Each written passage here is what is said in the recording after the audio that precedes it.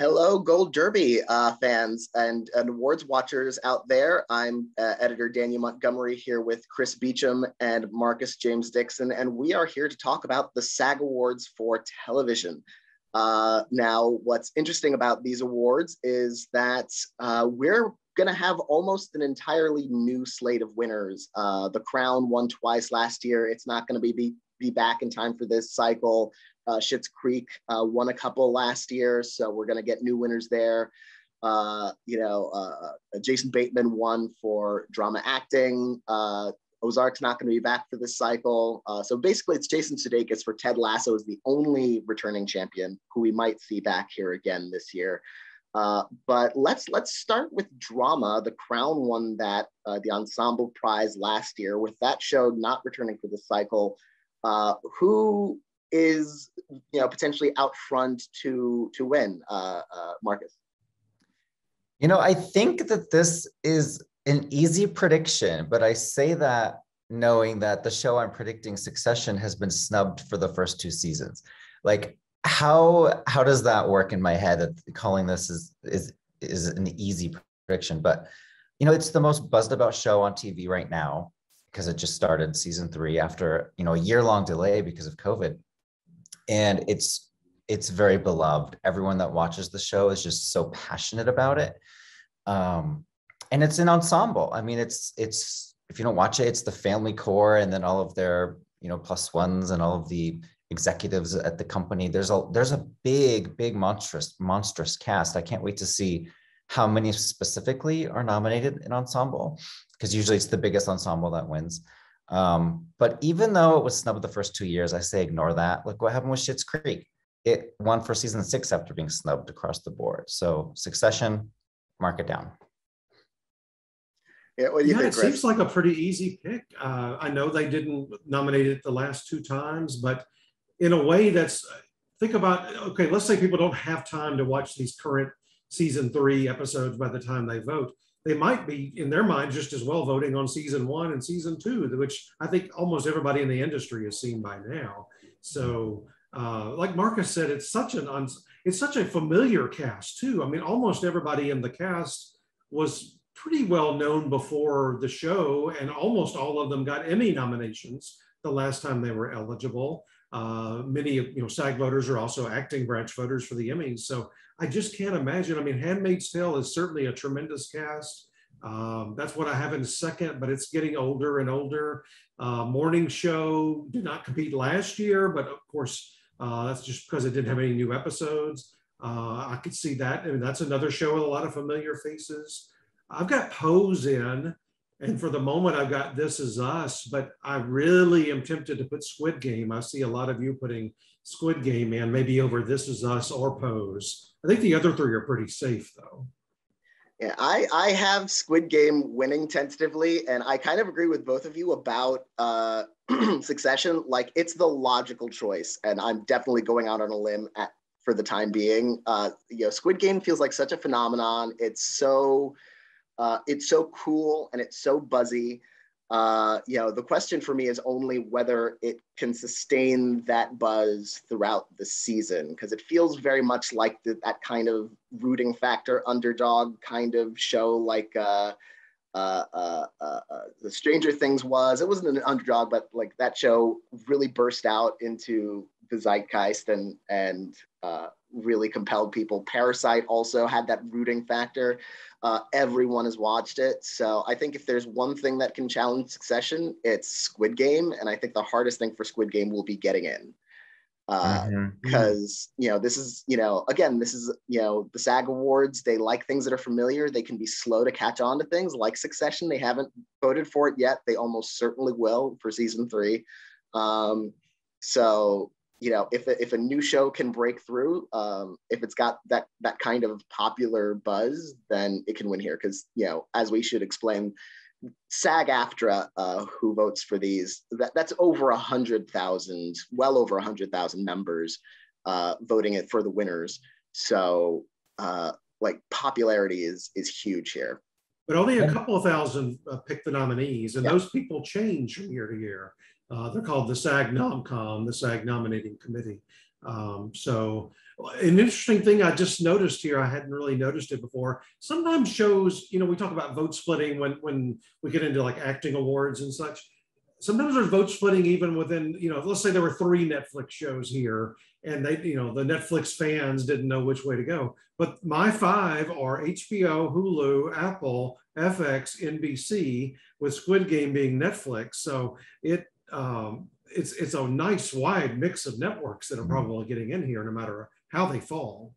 And, you know, the #1 show on Netflix was Bridgerton, and that got nominated last year, but that didn't air any episodes this year. So the new #1 show can, you know, easily, I could see it take its place in the nominations list. And another thing that Squid Game has that Succession doesn't is diversity. And we know the SAG voters always have an eye on diversity. A lot of the past winners have been diverse casts, and that's something Squid Game has going for it, as well as Pose and This Is Us.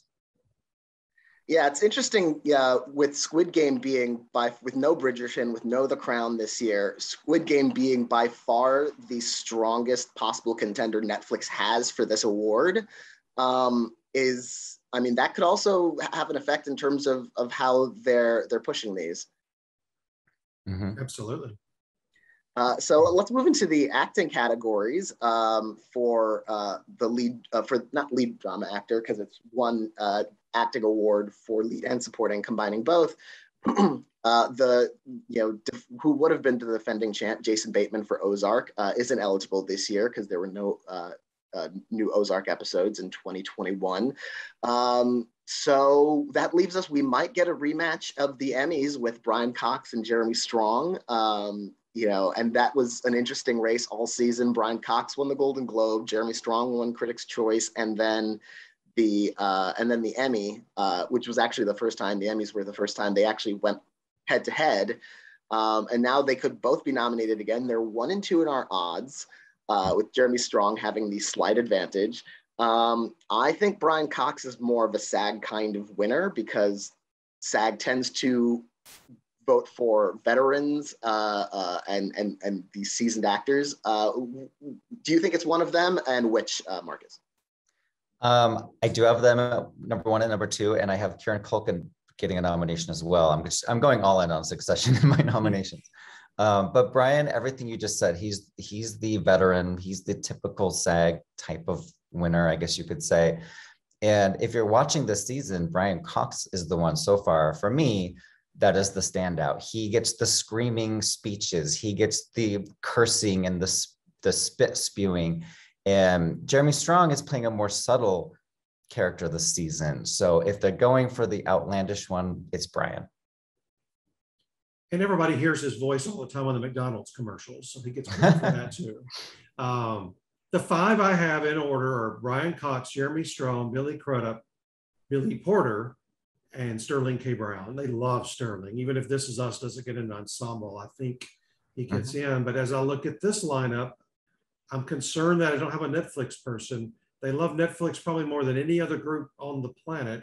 The one that intrigues me is at the Emmys, they entered Lupin and Omar Sy for international Emmys, so it wasn't even on the ballot. Well, as soon as I announced that we were Netflix was entering that for SAG Awards, I added him to the prediction center, and he has been shooting up the charts. And he just got nominated on was it Gotham Awards? I believe so. Yeah. Yeah. So that is an intriguing idea to me to put him in. I just don't know who to pull out. Billy is the standout on Morning Show. The other Billy is the standout on Pose. I don't think Billy Porter gets in without, I don't think Pose Ensemble gets in without Billy Porter also getting in. I could see the reverse happening, and like Billy Porter getting in the Pose Ensemble not. But anyway, that's my 5 for the moment. Yeah, those are my 5 in a slightly different order. I do wonder if the Morning Show might be vulnerable. It was so buzzed about when it first started. I'm not I don't feel like there's as much enthusiasm necessarily for it now as there was when it started, and people were excited. Jennifer Aniston, Reese Witherspoon, this incredible cast. I do have Billy Crudup getting it in, but I do think he is vulnerable. I think another person who could take that spot, not a Netflix person, but Michael C. Hall. He's won this award for Dexter. Dexter's coming back. If that's a triumphant return, as opposed to how that show ended, that disappointed very many fans, we could see that happen. I will say perfect timing with the voters. Episodes will be, released weekly as voters are voting. And just look at the traffic that Gold Derby gets for anything we do on Dexter. It gets so much attention. People really want this show back. And the question is, do SAG voters want it back or not? So we'll see in the nominations. Yeah, so moving on to the drama actresses, we've got not a defending champion because that would have been Gillian Anderson for The Crown, but the year before, Jennifer Aniston won for The Morning Show. She's eligible again this year, and she's on top of our odds for the moment. I'm predicting her for the win at the moment, just because it's hard for me to decide who would win apart from her. I think Sarah Snook has a good shot, especially since she'll probably be the only Succession woman in there, so she wouldn't split any votes, and Succession's probably going to be pretty big. What do you think, Marcus? Right now, I have Sarah Snook winning this. The thing I'm worried about is not necessarily Jennifer Aniston, but MJ Rodriguez. When she got that Emmy nomination this year, that's all people wanted to talk about. It was the historic, first trans actress nominated in a lead category. And she has not been nominated at the SAG Awards, right? No. So, I think that they could do. I think this is something the SAG Awards would be honoring her. And it's so well-deserving too. And it was the final season of Pose. With a win or with a nomination? A win. Wow, I've got her in. I've got her in 5th place because I'm just not quite buying that she's going to get in, although I'm not changing today.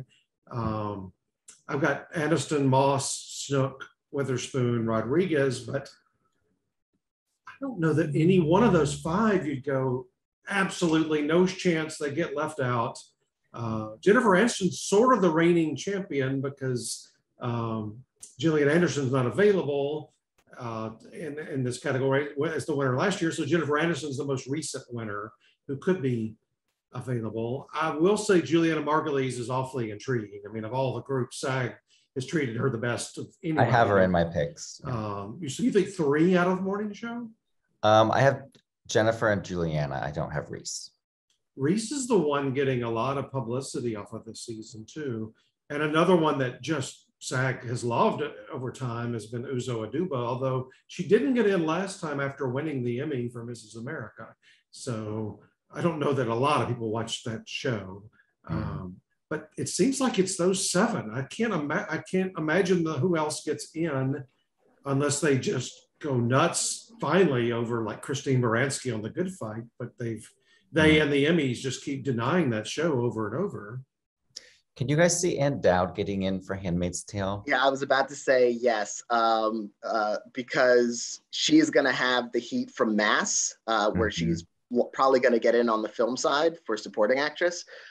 So I can see that the nom-com just kind of backing the truck up and saying, because that's another thing that SAG loves is character actors. And she could get that, like one of those slots. Like I could see Reese and Dowd pulling off nominations here. I've got one more, because another thing they love is movie stars that are doing TV.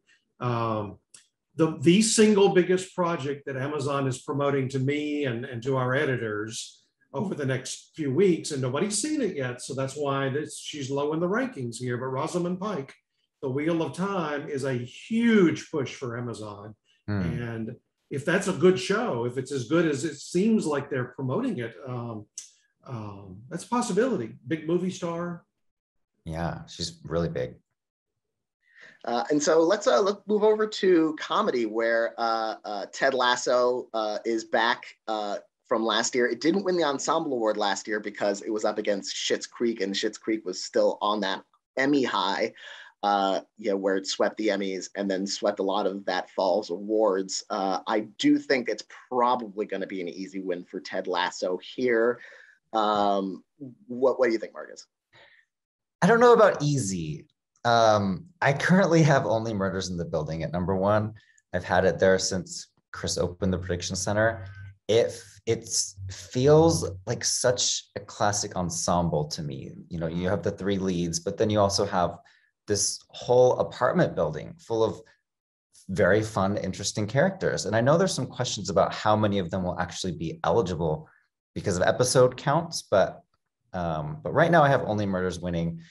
I mean, is this a stupid prediction? Is Ted Lasso just gonna, sweep this? I think it's probably Ted Lasso. I think, like we said earlier about, what was it? Squid Game. Getting in is the only problem from Only Murders in the Building. I think it's in. I've got it in third. But I counted up. I finished the season over the weekend, and I counted up, and I think around 8 people are, and I don't want to give, I didn't know anything going in, so I don't like giving that away to other people. It was fun for me to go, oh, there's a Tony winner, there's an Oscar nominee, there's another Tony winner, there's an Emmy winner. It was fun for me to see them and not know they were even coming up in the show. A Grammy winner. So I think around 8 or so qualify, meaning they hit 5 episodes out of the 10.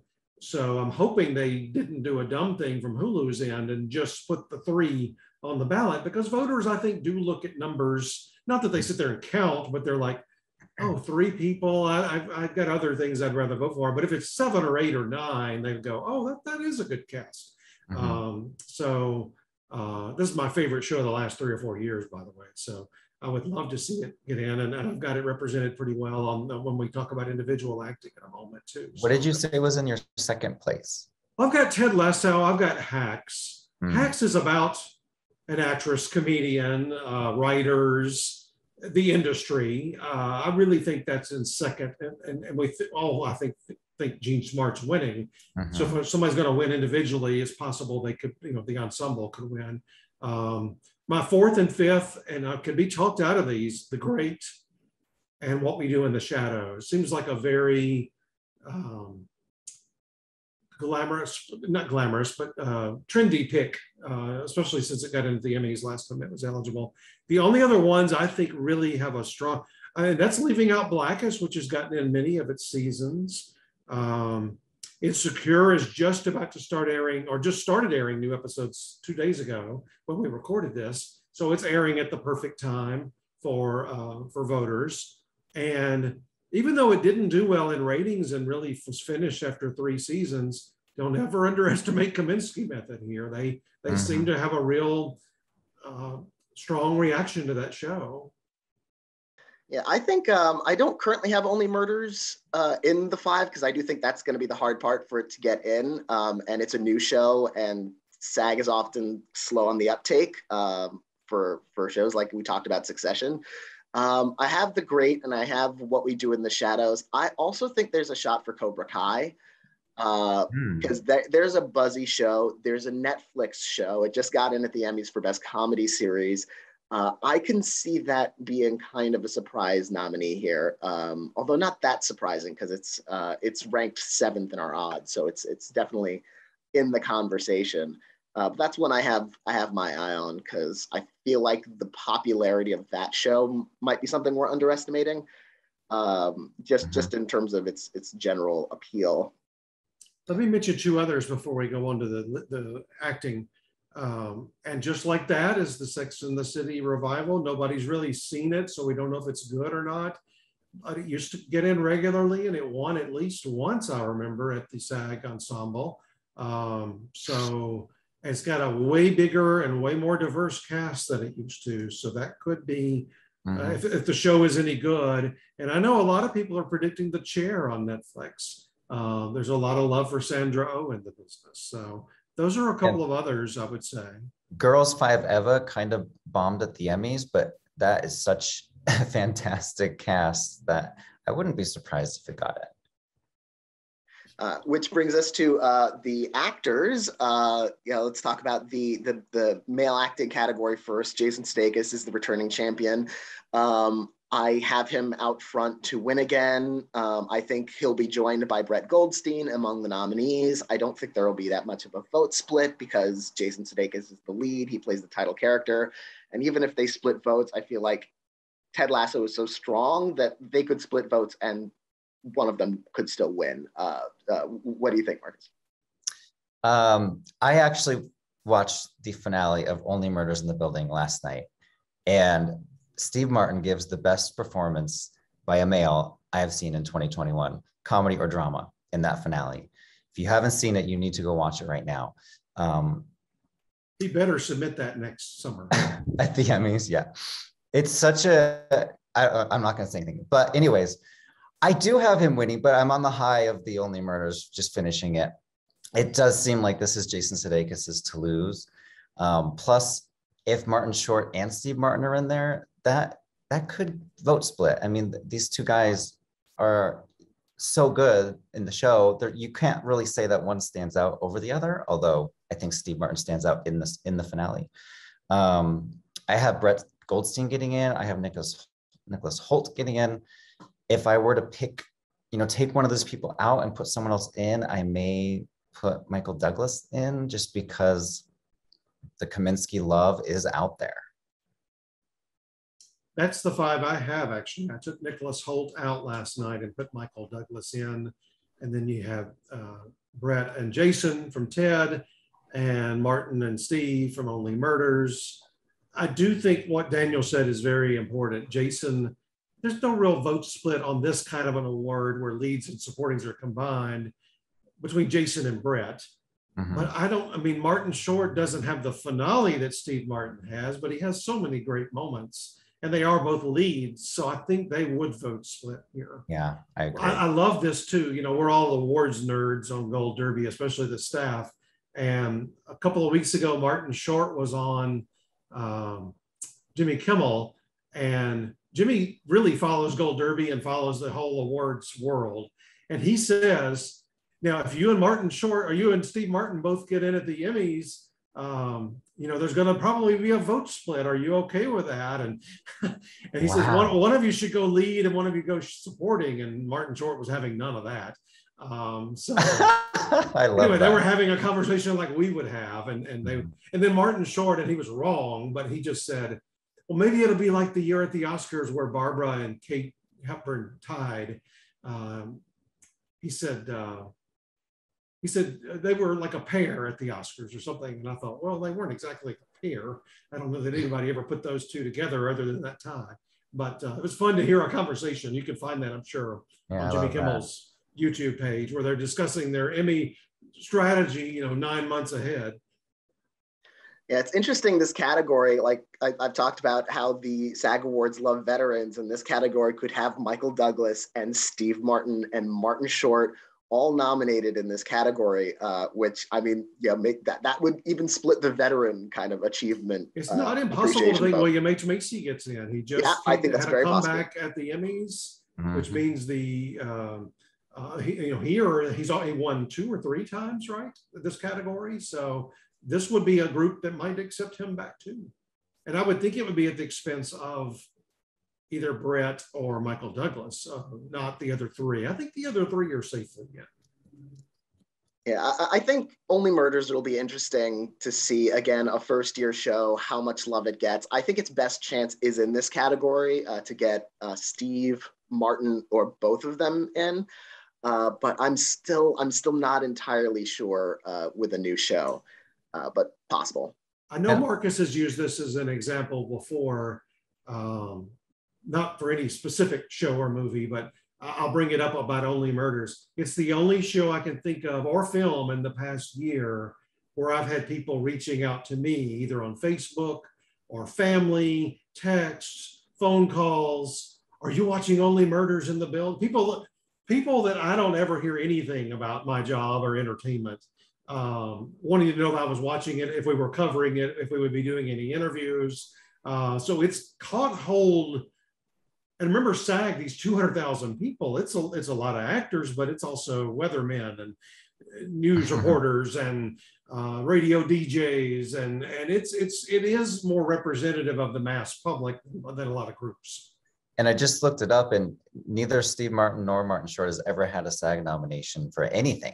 So just to see them get nominated would be great, even if Jason ends up winning, which he probably will. Yeah, I would think so. And the actress race is actually interesting because you have the two reigning Emmy winners here, Jean Smart, who won in the lead category, and Hannah Waddingham in the supporting category at the Emmys. You can make a case that Hannah Waddingham is a co-lead on Ted Lasso with Jason Sudeikis. So I actually think this is more competitive than it might look on the surface. I do have Jean Smart winning, but since this is one of the rare places where Jean Smart and Hannah Waddingham would actually face against each other head to head, I'm not like 100% on it like I was at the Emmys. Like, this was obvious at the Emmys that Jean Smart was winning it. Here, I think Hannah Waddingham actually does have a fighting chance. What do you think, Marcus? And Jean Smart was my favorite female performance of the year. I think this one's pretty safe. I actually have in second place Selena Gomez. Can you tell I really I liked the show? One thing I would say is watch out for Elle Fanning. She was snubbed for The Great Season 1, but no one has seen The Great Season 2 yet. And Nicholas Hoult got in for Season 1, so we know they watched it. So she could be a surprise here. And I also have Issa Rae getting in for Insecure as well, and Hannah Waddingham for Ted Lasso. We've got 4 out of the 5 the same. I've got Jean Smart, then Hannah Waddingham, Issa Rae, Selena Gomez.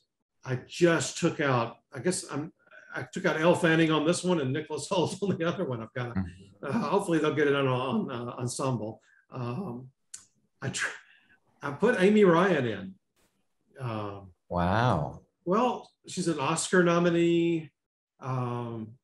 She has more to do as the season moves along. She's such a pro on this show. I mean, every moment she has on this show, she just lights up the screen.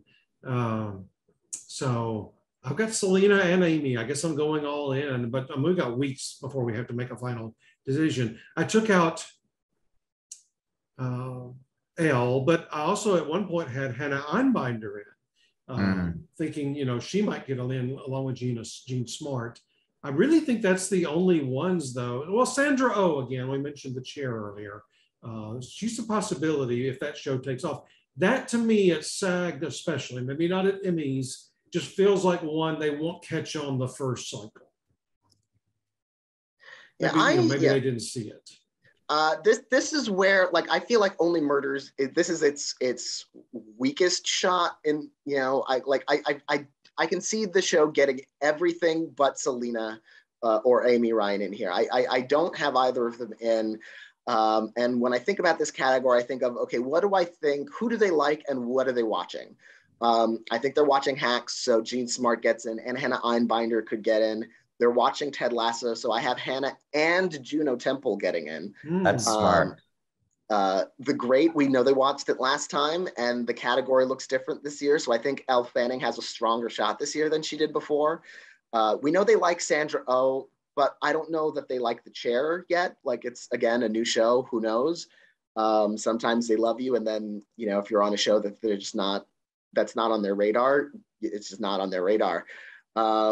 So yeah, I think actually Hannah Einbinder would be in my 6th position, or maybe even Natasha Dimitriou from What We Do in the Shadows, because I have that getting into Ensemble, so I could see that happening in an acting category by surprise. But yeah, this will be interesting. But yeah, I think we could see 2 Hacks, we could see 2 Ted Lassos, and I wouldn't be surprised. And we could see 2 Only Murders. Yeah, just to keep that. Maybe. You haven't finished the first season yet. Marcus has now, and I have. Selena Gomez had one of the most impressive performances. I'm not saying best. I wouldn't put it up there like with Jean Smart we talked about, or Steve Martin in the finale, or whatever. I never have thought of her as an actress. All I knew her from, and I never saw it, but was being on the Disney Channel. The fact that she holds her own with two comedy legends and really pulls it off, it was impressive to me. I like, Daniel, what you said about Juno Temple too. And even if Juno and Hannah were both nominated, I could still see Hannah winning, and I wouldn't count that as a vote split. Right. Yeah, same as the Emmys, where it felt like they were both nominated for supporting actress, but really all of the buzz and all of the heat was on Hannah Waddingham. Yeah. So moving on to the movie limited categories, which there are only 2 of them because they don't have an ensemble award. They just have the 2 individual acting awards. We've got both of the male Emmy winners eligible. Ewan McGregor for Halston. I'll give you a moment to brag about predicting that at the Emmys. And Evan Peters for Mayor of Easttown. But beyond that, it feels like a pretty open category. I've actually got Oscar Isaac out front to win this for Scenes from a Marriage. Just because he's a movie star, he's established. That aired in the fall, so it's more recent, and it's a lead role, unlike Evan Peters. Evan Peters is also younger, so again, they often prefer veterans. What do you think, Marcus? Well, we learned at the Emmys that the acting branch loved Mayor of Easttown. It won 3 of the 4. So if there's any kind of parallel at all, it would be that the acting guild would also reward them. So I do have Evan Peters winning, but it's so rare that a supporting wins one of these. I think Alexander Skarsgård did it for Big Little Lies, but that was rare when that happened. I'll never forget Paul Giamatti for that Too Big to Fail, where he sits across. He sits across, drinking coffee, like the 3 scenes he's in that movie. Mm-hmm. Yeah, he shouldn't have even been nominated for the Emmy for supporting when he got that, let alone the SAG award with lead and supporting. Remember Bill Camp got in last year here in this category. Well, I remember I didn't even have him in the predictions. Other people that I wanted to mention: Michael Keaton for Dope Stick, Clive Owen for Impeachment. They could go a lot of ways in this category. This one's a tough one, I feel like. Murray Bartlett for The White Lotus. I watched that recently, and he was really great. Not as great as someone we'll talk about in a few seconds, though, on the female side. Yeah, Murray Bartlett's not as established. I have him in my 5, but I'm not that confident about it.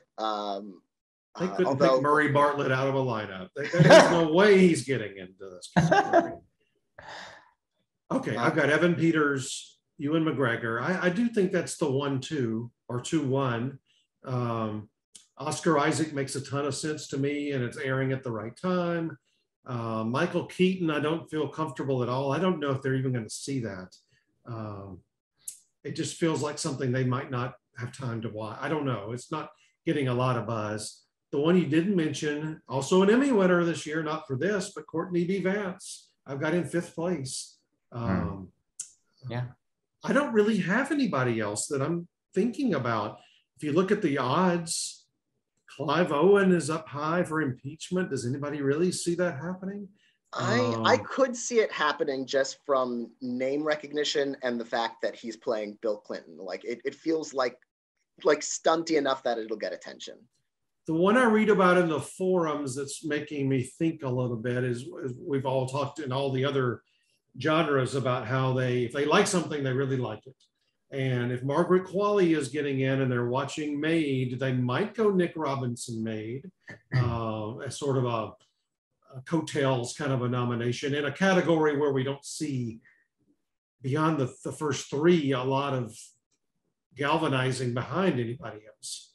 We could see Hamish Linklater for Midnight Mass. That's a very popular show. It's a very showy performance. Netflix. And it's Netflix. And he's one of those kind of working character actors who has been around for a while. He's worked with everybody. So like I have him in my 5 for now. That's partly a hope diction for now, but I do still think it's possible just because you can't count out anyone on Netflix. I just looked at one other name that jumped out at me for 2 reasons. Again, if they're watching Halston, if they're watching it to see Ewan McGregor, and we know they enough did to give him an Emmy, Bill Pullman could get coattailed in there, and he's gotten the one before that nobody predicted for the Sinner. So they like him a lot. Yeah. So moving on to actress, which I feel like is incredibly competitive this year. Another case where you have both Emmy winners, both from Mayor of Easttown, the lead winner, Kate Winslet, the supporting winner, Julianne Nicholson. There's also Jean Smart in Mayor of Easttown, who was nominated for it. So potentially there could be 3 nominees from Mayor of Easttown in this category. I've only got Kate and Julianne in my 5 right now. Jessica Chastain in Scenes from a Marriage. Again, she's going to have Eyes of Tammy Faye, so she's going to have a lot of heat. I think she's almost very likely to get in here. And Marcus, you were talking about Jennifer Coolidge. So I have Kate Winslet winning, but what do you think, Marcus? Right now, just for fun, I do have Jennifer Coolidge at number 1. This was such a buzzed about performance when it aired. I guess it was the summer on HBO, and she's coming back for season 2, they've announced, or they haven't announced. I think it was spoiled. But anyways. Well, it's a rumor. I did reach out to HBO to make sure they could stay in limited with that rumor, but I was told they are in limited. There's nothing been announced. There's nothing been signed. So. Oh, she's coming back for sure. Well, they haven't said that the White Lotus is coming back. So she can't be on it if there's not a number 2. But I do, just for now, I have her number 1, but I'm probably going to switch to Kate Winslet in the coming weeks. I think that's the safe bet here. I have Cynthia Erivo getting in. I have Sarah Paulson getting in for Impeachment too. I've got Kate, Julianne, and Jessica Chastain. I will be stunned. I won't be stunned. I'll be stunned one way or the other. Jessica Chastain and Oscar Isaac are getting in, or neither one's getting in. It's not going to be one or the other, I don't think. Oscar does have an easier category to get into, as we talked about, but I've got Jessica Chastain 3rd, I've got Cynthia Erivo 4th, and Jennifer Coolidge 5th. But I'm in the forums a lot more than most people, and Margaret Qualley, they think Margaret might beat Kate Winslet. She's so good. And her mother plays her mother. And if Andy McDowell, if you haven't seen any of this, Andy was on the Graham Norton show a couple of weeks ago, and they showed a clip, and I haven't seen the series yet, so I'm talking out of school here. She is so good in this one clip. This overarching, over the top kind of mother figure to Margaret Qualley's character. I don't know about here, but Andy McDowell is a front runner already to win the Emmy for supporting actress next summer, just off of what I've seen. So just keep her in mind. If they put Margaret in, they might put Andy, and Andy's been going since the 80s. So she's a veteran actress and done a lot of good stuff. But anyway, so I'm really torn. I don't know who to take out. I guess Cynthia Erivo's not, 100% safe, but I feel like the other 4 are. Jean Smart makes sense to me as that kind of person that just doubles up and gets 2 nominations that year. Yeah. Nobody has seen this Landscapers for Showtime, but Olivia Colman could be one of those. Doubles up and gets a film nomination and a TV nomination. Let me see if Don't count out Nicole. Nicole Kidman. 9 Perfect Strangers did not have a lot of great buzz to it, but Nicole Kidman, the SAG Awards just are absolutely in love with her. Beanie Feldstein, Impeachment. And she's having a moment. She could happen. That's your girl. I have Sarah getting in, but I could see Beanie as well. I think Beanie, personally, I would think Beanie has a slightly better chance because she's playing that central role of Monica Lewinsky. She's having a moment. She was, cast in a Funny Girl.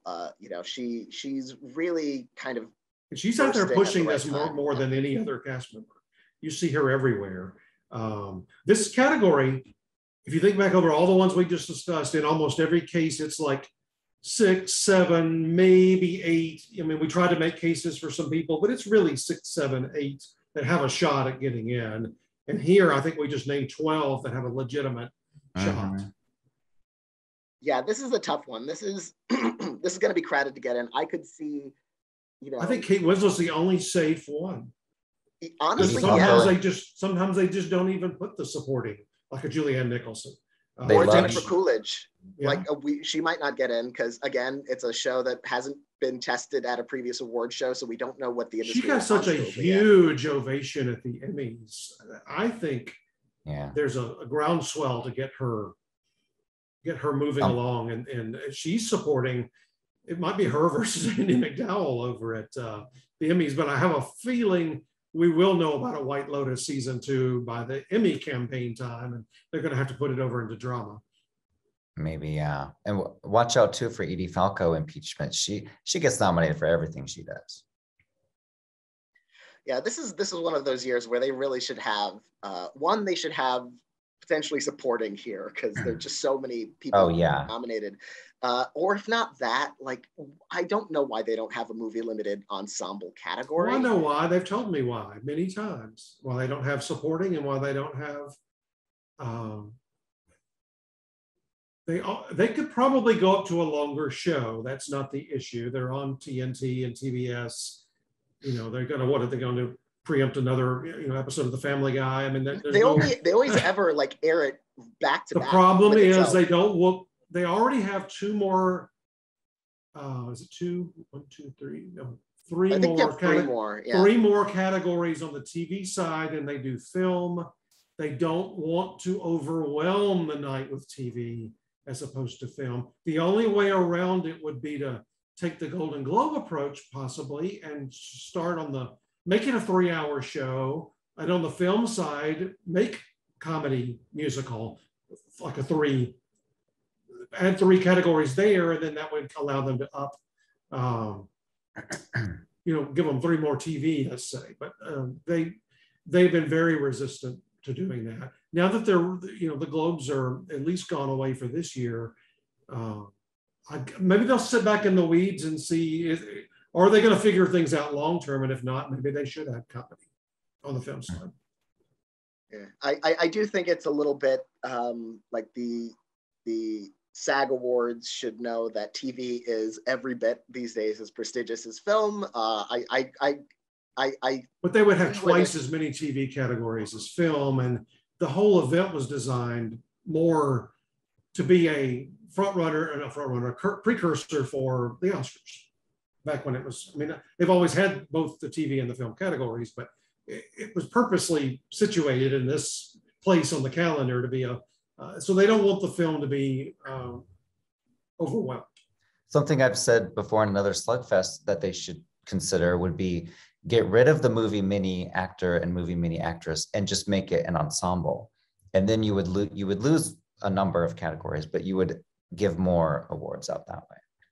The only problem with that is you would get some of your bigger names might not feel compelled to go. If Kate can't accept an award, let's say Kate Winslet, I'm just throwing out a name. Let's say she's sort of busy, but she could make it, in this circumstance because she's up individually and it looks bad.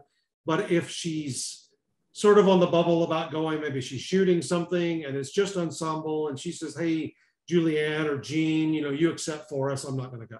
So that's their only issue. I think they never told me that, but just you start losing some of your bigger names if they could only be up for ensemble. Or another solution, which I think would be a bad solution because these categories are too crowded as it is, but you could just kind of eliminate the 2 movie limited acting categories and everybody competes as either dramas or comedies. And that's I hate that at TCA though. I just hate it. It's too much. I don't like that solution, but at least then I don't think it's fair to the people that do something for years to be up against somebody that did it one 3-month period. Yeah, I agree with that. I think I personally think the solution should be more categories and not fewer. I think they could easily go to 3 hours, add in 3 more film categories. Mm-hmm. They are the Screen Actors Guild, so rewarding comedic performers should be high on their list of things to do. People that wouldn't get rewarded otherwise, just in drama, basically drama categories. And then you could add in the 3 more fit TV, and you've not overwhelmed the film side, you get even more people to your party. The other thing I've said for a long time was I love their Life Achievement Award, and they do a great job picking those. I've got to say, they don't always go the same path as everybody else, getting Life Achievement Awards over and over and over again. I have said, because they're the Screen Actors Guild and they do honor ensembles, one year, let's say 2022, they have a Life Achievement Award individual for a film star from over the years, but they reunite a TV cast from the past to give them a cast TV ensemble legend award. And then the next year they flip it. They reunite a film cast the next year, let's say The Godfather, something like that, something big. And then they give the Life Achievement to an individual on the TV side that year. That would be a lot of fun. That would be amazing. I mean, and I would stick to, in both cases, films and TV shows on the ensemble side, people that it was before 95 when they started. So, there were tons of, let's say Cheers on the TV side, or Hill Street Blues, or things that were before they started, so they never could get a SAG award. Same with the films. Do films before 1995, and people would just go nuts over ensembles. You're reuniting like that, I think. So anyway, that's my idea for Life Achievement. You could only really do it if you expand it up to this 3-hour format we're talking about. And with that, I want to thank Chris and Marcus for joining me. We will also be discussing in a separate slugfest the film races, where they stand right now. And if you think you know where these races stand, you can make your predictions at goldderby.com. You can make your predictions for the SAG Awards, the Oscars, the Grammys, the Critics' Choice Film Awards, and many, many more. So, thank you for joining us, and we will see you again soon.